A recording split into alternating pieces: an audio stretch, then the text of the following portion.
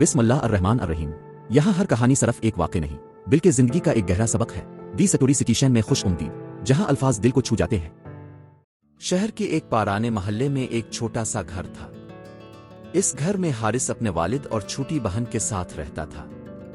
حارث کے والد ایک درزی تھے۔ وہ سارا دن سلائی مشین پر جھکے رہتے اور کپڑے سی کر گھر کا خرچ چلاتے۔ ان کی کمائی زیادہ نہیں تھی، مگر وہ ہمیشہ حلال اور سچائی پر قائم رہتے۔ وہ اکثر کہتے، بیٹا، انسان کی اصل پہچان اس کی سچائی ہوتی ہے، دولت نہیں۔ حارث یہ بات سنتا ضرور تھا، مگر اس کے دل میں کبھی کبھی خیال آتا کہ سچائی سے آخر ملتا کیا ہے۔ ایک دن اسکول جاتے ہوئے حارث کو سڑک کے کنارے ایک بٹوا پڑا ملا۔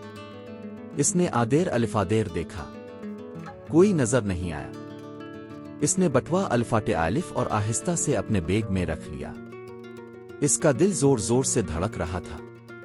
اسکول پہنچ کر اس نے کلاس کے پیچھے بیٹھ کر بٹوا کھولا۔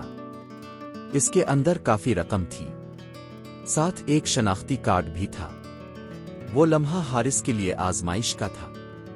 اس کے ذہن میں دو آوازیں چل رہی تھیں۔ ایک کہہ رہی تھی، یہ پیسے رکھ لو، گھر کی حالت بھی بہتر ہو جائے گی۔ دوسری آواز کہہ رہی تھی، یہ تمہارا حق نہیں ہے۔ سارا دن وہ بے چین رہا۔ گھر پہنچ کر اس نے بٹوا نکالا۔ والد نے فوراً پوچھا، یہ کہاں سے آیا؟ حارث کچھ لمحے خاموش رہا، پھر سچ سچ سب بتا دیا۔ والد نے گہری نظر سے اسے دیکھا، پھر نرمی سے کہا، بیٹا، یہ تمہارے امتحان کا وقت ہے۔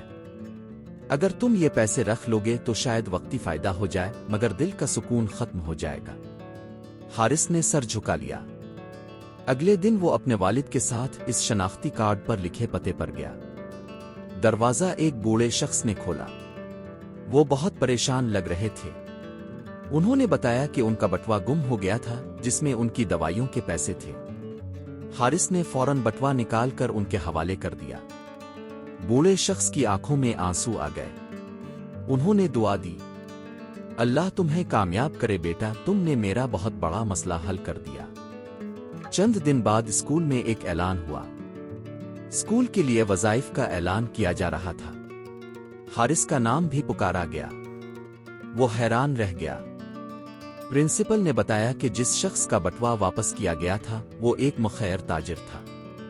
انہوں نے حارث کی سچائی سے متاثر ہو کر اس کی تعلیم کا خرچ اٹھانے کا فیصلہ کیا۔ حارث کی آنکھوں میں آنسو آ گئے۔ اس نے اپنے والد کی طرف دیکھا۔ والد مسکرا رہے تھے۔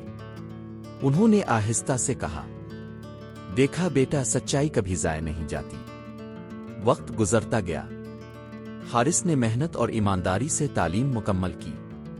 وہ ایک کامیاب انجینئر بن گیا، مگر اس نے کبھی اپنے اصول نہیں بدلے۔ وہ ہمیشہ لوگوں کو یہی نصیحت کرتا، زندگی میں سب کچھ کھو دینا مگر سچائی نہ کھونا۔ اور واقعی اس دن حارث نے سیکھ لیا تھا کہ سچائی کی قیمت کبھی نقصان نہیں ہوتی، بلکہ وہی اصل کامیابی کا راستہ بنتی ہے۔ اخلاقی سبق: سچائی وقتی نقصان دے سکتی ہے مگر ہمیشہ فائدہ دیتی ہے۔ حلال اور ایماندار راستہ ہی اصل کامیابی ہے۔ والدین کی تربیت انسان کی اصل دولت ہے۔ آزمائش کے لمحے ہی انسان کا کردار ظاہر کرتے ہیں۔